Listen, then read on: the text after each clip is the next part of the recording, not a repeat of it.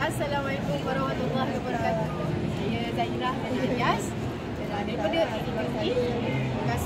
Terima kasih ucapkan kepada semua peserta dan warga ADKT yang sudi menyertai pembelian buku dan menang percutian 4 hari 3 malam di Port Dickson kita yang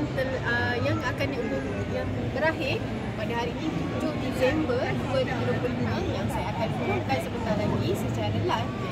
Kita ada maksudnya pembeli bagi buku Akademi daripada Jiwa Sejuta Pesan, antaranya Jiwa Sejuta Pesan, Jiwa Sejuta Sayang, Jiwa Sejuta Makna, Jiwa Sejuta Memori dan sekali Jiwa Sejuta Rasa.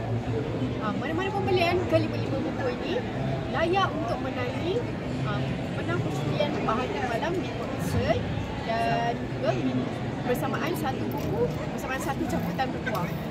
Jadi di sini saya secara live akan umumkan nama-nama senarai yang didapat yang menyertai pembelian buku cabutan bertuah di ISSIMBF di Setia City Convention Center di Setia Alam.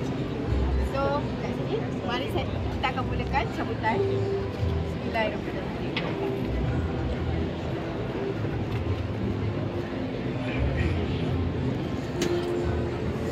Saya dah terima, jadi saya akan bacakan.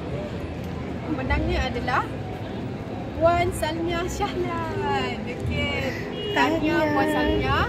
Jadi hadiah kita akan PM Puan by WhatsApp dan maksudnya penyerahan voucher kepada Puan. Terima kasih tahniah dan semua kepada peserta-peserta yang sudi membeli buku terbitan Akademi.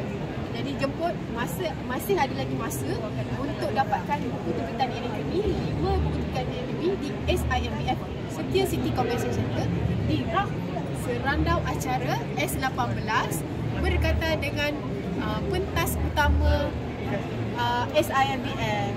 Jumpa anda. Terima kasih semua. Assalamualaikum.